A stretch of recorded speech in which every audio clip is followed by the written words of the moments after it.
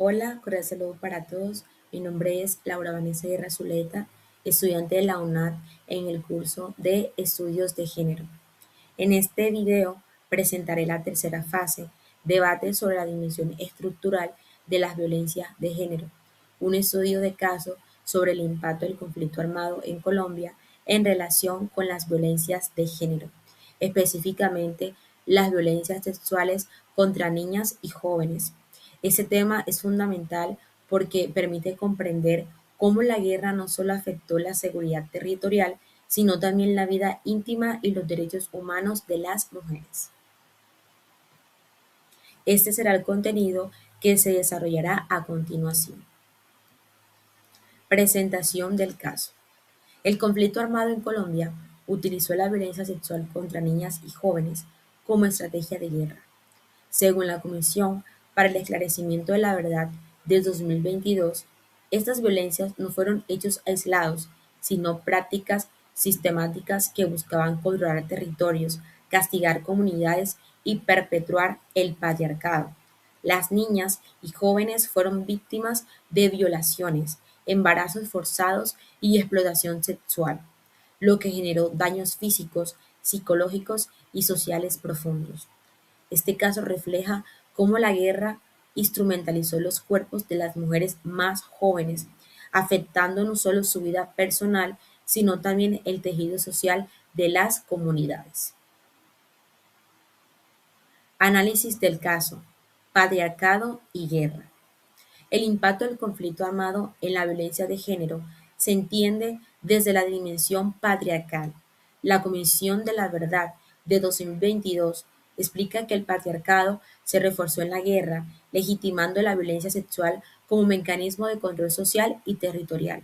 Eso demuestra que la violencia de género no surge únicamente de la guerra, sino que se sostiene en estructuras históricas de desigualdad.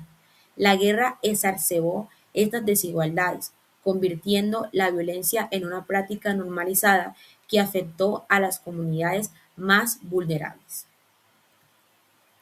Interseccionalidad. Desde la perspectiva interseccional, Viveros de 2021 señala que las violencias se intensifican en mujeres afrodescendientes, indígenas y campesinas, quienes enfrentan múltiples sistemas de opresión.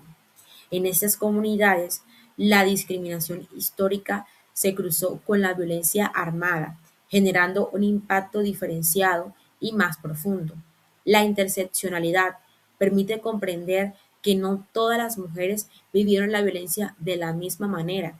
Las condiciones de raza, clase y territorio hicieron que algunas fueran más vulnerables y quedaron sin acceso a justicia y protección. Invisibilización generacional. Becerra, de 2023, aporta un ángulo poco visibilizado: la situación de las mujeres mayores. Aunque su estudio se centra en Puerto Rico, es pertinente para Colombia, donde las adultas mayores también sufrieron desplazamiento, violencia intrafamiliar y exclusión en los procesos de reparación. Esto evidencia que la violencia de género atraviesa todas las edades y que la guerra profundizó desigualdades intergeneracionales. Muchas mujeres mayores quedaron invisibilizadas en los relatos oficiales, lo que demuestra la necesidad de ampliar la mirada hacia todas las víctimas. Feminizar la investigación. Ramos, de 2024, propone feminizar la investigación, situando las voces de las víctimas de la producción de conocimiento. Este enfoque es clave para transformar las políticas públicas y reconocer las memorias territoriales como parte esencial de la verdad y la reparación. Feminizar la investigación significa romper con las visiones androcéntricas que han predominado en los estudios sobre la guerra y dar valor a las experiencias de las mujeres como fuentes legítimas de conocimiento. Propuesta sobre el caso.